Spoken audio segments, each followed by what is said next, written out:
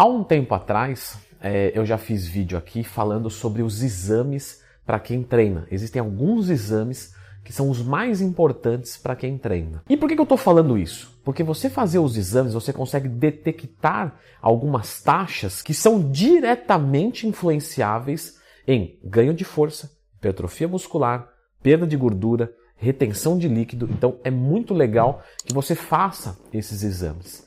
E esta é a 7ª dica da lista de hoje. 7 dicas para praticantes de musculação. Então já começa o vídeo clicando no gostei, se inscrevendo no canal, pois o número 7 é: faça esses exames, a saber, testosterona, estradiol, tireoide, T3, T4, TSH e o resto dos exames, Leandrão. Pessoal, todos os exames são importantes para a gente ver como está a nossa saúde. O que eu estou colocando aqui é que a testosterona tem tudo a ver com ganho de massa muscular e perda de gordura, o estradiol tem tudo a ver com ganho de massa muscular e perda de gordura, e os da tireoide têm tudo a ver com ganho de massa muscular e ganho de gordura. Então esses são muito importantes você fazer para que você veja os seus resultados. Mas claro que tudo tem que funcionar muito bem no seu organismo. Dica número 6. Pergunta muito frequente de vocês: quantos dias por semana eu devo treinar? Pessoal, o que a gente tem que se prender é a carga de treino semanal. Então, durante a semana, você tem que estimular todos os seus grupos musculares de forma a gerar uma supercompensação. Como é essa supercompensação?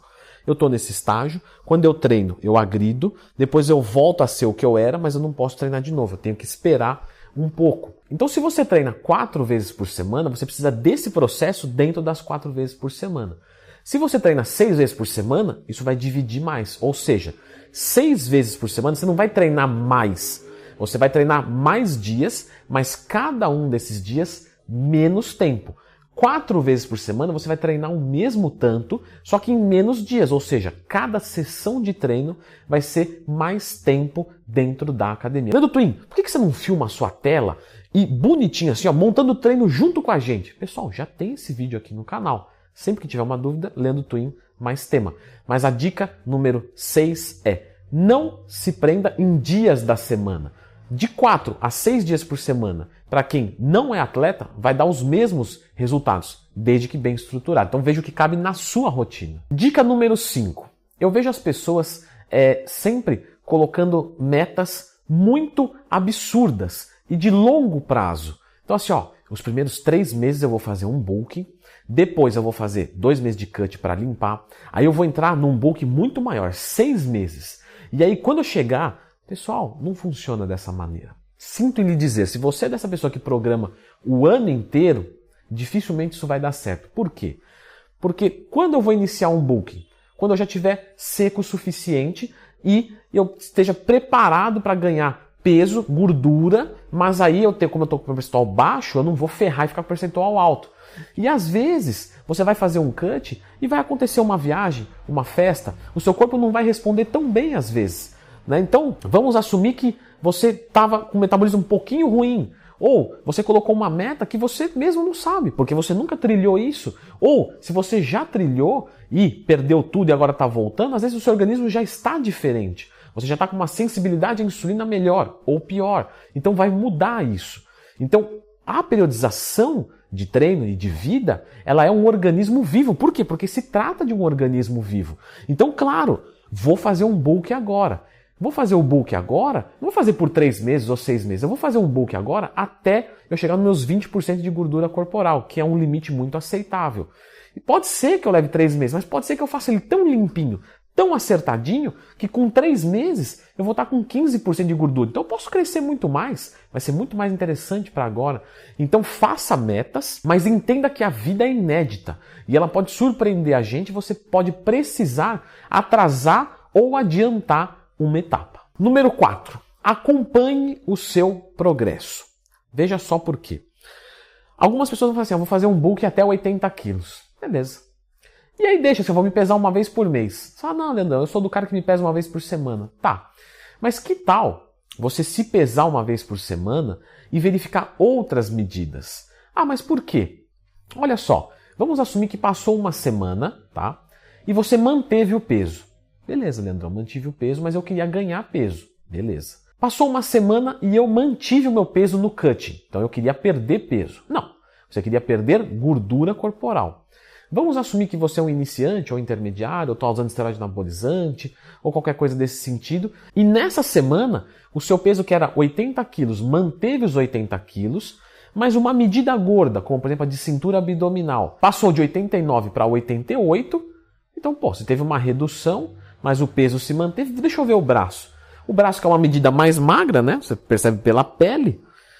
Eu consegui ali manter a mesma medida. Então, se eu mantive a mesma medida, mantive o mesmo peso e perdi cintura, quase que certamente indica que eu perdi gordura corporal e ganhei massa muscular, na verdade. Por isso que o peso empatou, o que é um excelente resultado, o que pode fazer eu segurar as calorias mais uma semana ou não. Então, faça um acompanhamento, meu indicativo, tá? De peso, medida gorda, que é o abdômen, e medida magra, que pode ser o braço, ou a panturrilha, ou os dois.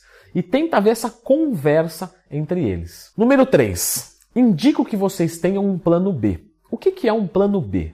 Veja só, no melhor dos mundos, então, eu tenho esses 5 dias aqui para treinar. Mas vamos assumir que um desses dias aconteceu alguma coisa. Pode acontecer na vida de qualquer um.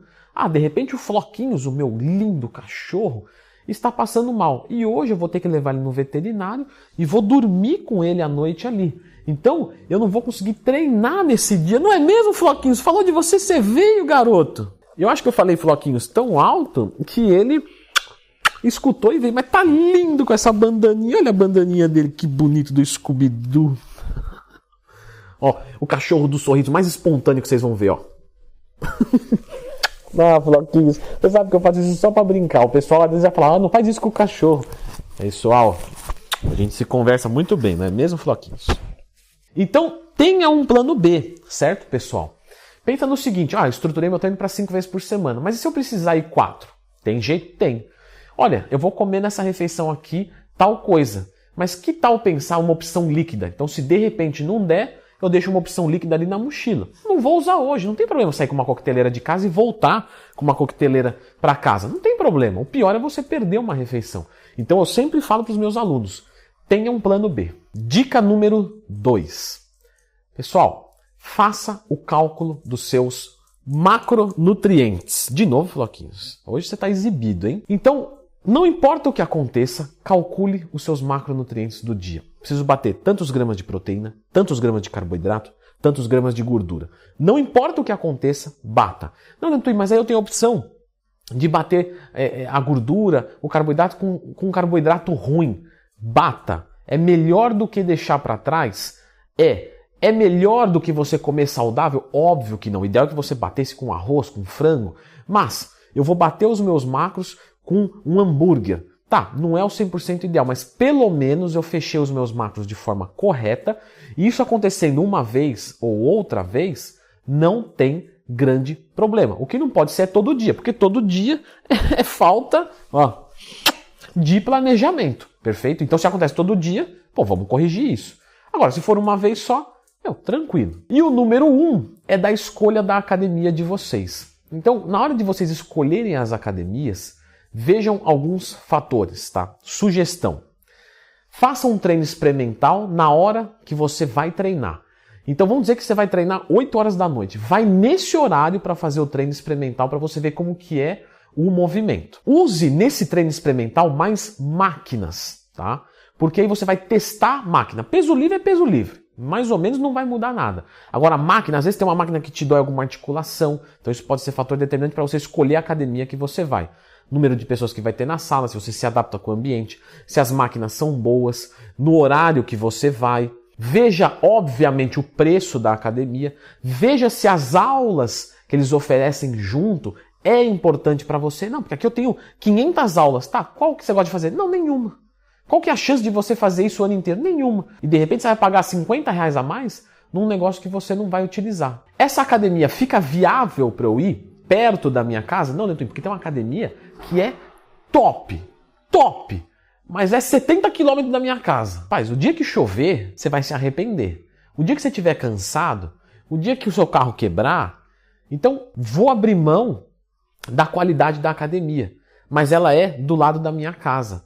Assim, eu nunca vou deixar de ir. Porque às vezes vale mais a pena você treinar no seu prédio com menos infraestrutura, mas todo dia, do que você pegar uma academia longe e começar a faltar, começar a ficar muito cansativo. Que legal, Leandro Twin! Que tal falar agora de alguns erros que todo marombeiro comete? Porque você deu 7 dicas, muito bom, gostei das dicas, mas que tal agora você me dar um pouco mais dos erros que eu posso estar cometendo? Pois bem, então tá nesse vídeo aqui.